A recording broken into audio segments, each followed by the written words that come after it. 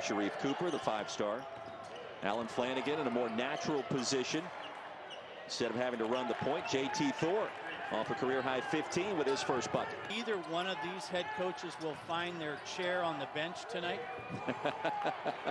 They both want to win. Tigers lead at 8-4. Cooper attacking off glass, counting his first basket. And contagious, fearless. The second he steps on the floor this evening. And a foul called. No, they're going to say Auburn turns it over. Can't finish. Marla would be better off using some ball fakes, get defenders up off the floor. How about that look ahead? Auburn has been in recent years with the 3 balls and with the transition buckets at times. They're a fun team to watch. And right. I mean, that's why you want to go play for Bruce, right? You know you're going to get your looks at it just like Cambridge did. It's going to take place this year, and it's a big deal to pick up those quad 1 wins. Well, think about this. The committee is still going to answer these questions. Who did you... I like the conversation we had with Bruce, because he talked about finding out that Cooper was going to be eligible around 11:30 at night, I think. Is that common for a veteran coach to do something like that? I don't think so. I think that's one of the beauties of a Bruce Pearl. Here's one for you, Roy. Florida has a quad 3 loss already on their resume.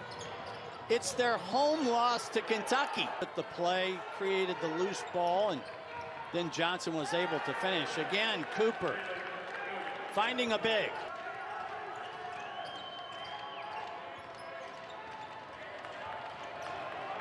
Cooper attacking. How about the patience that time? It comes up short. Georgia gets it back, trailing by 7.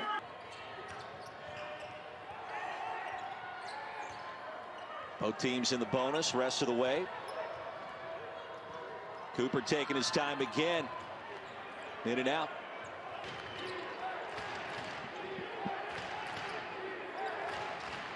Cooper launches from 3-point range, off the mark, and that caroms out of bounds. But aren't we just a fount of information tonight? Cooper, the spin. All I'm saying, I think that'll be a good game. It feels like they have about twice as many. Yes, it does. Great Cooper.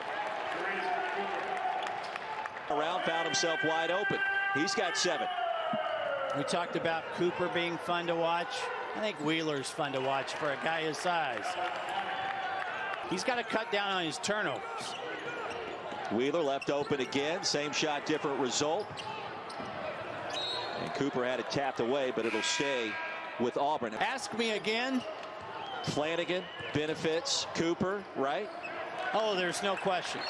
The 2 happiest guys when Cooper got eligible were Flanagan and Powell. Coaches referred to them. Every coach wants to think that their team can execute those flawlessly. Here's another needless foul after the Tom Crean timeout. Second foul on Wheeler. Will know what to tell his team in the locker room at half. Ahead. Elbow J well short. A rebound claimed by Akingbola. Here comes Auburn. And Cambridge in transition was fouled from behind. If that's Kyer, that's his 3rd. Boy, this is such great vision ahead. Watch this pass by Cooper. Quickly, he received the outlet, and he knew Cambridge was there up the floor. That is just a marvelous feel for the game. Sure. Kyer turns it over. Here comes Cooper. Easy basket. Cooper with 8. Of Johnson that the Georgia staff talked about.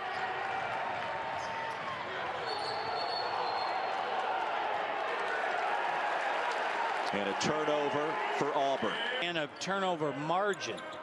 How many times do you turn it over versus how many times do you force your opponent to turn it over? 3 seconds remaining. Cooper's got to hurry, lost the handle. And halftime in Athens. I think that's a bit of a work in progress. 5 on the shot clock for Cooper. There he goes, inside off glass. 10 points now for Sharife Cooper.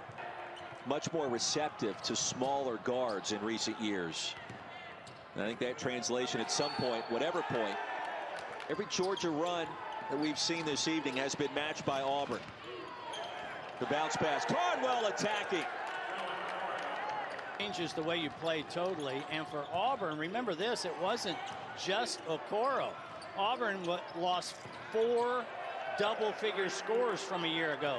Dowdy, Okoro, McCormick. They're one of just 3 teams in this conference, Kentucky and Mississippi State, who can make that claim of losing 4 double-figure scores.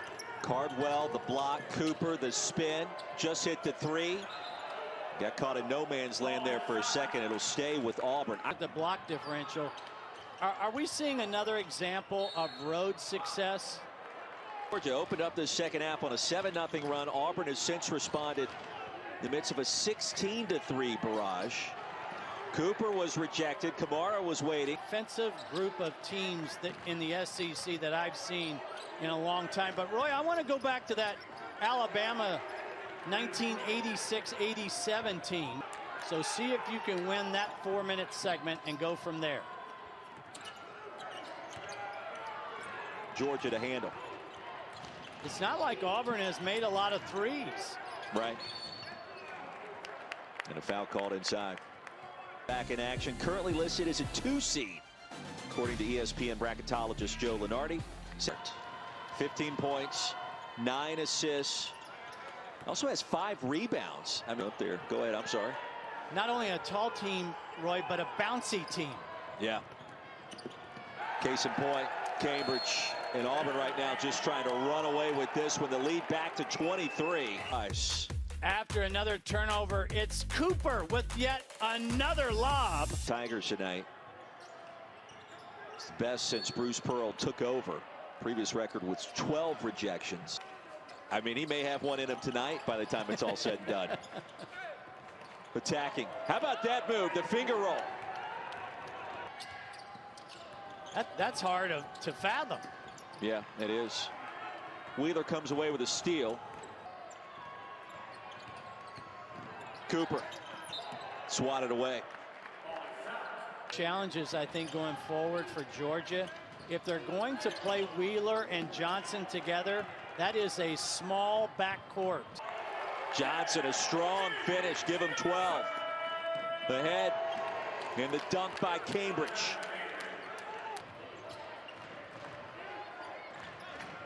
Cooper between the legs, step back, rainbow 3 off the mark, and a foul inside.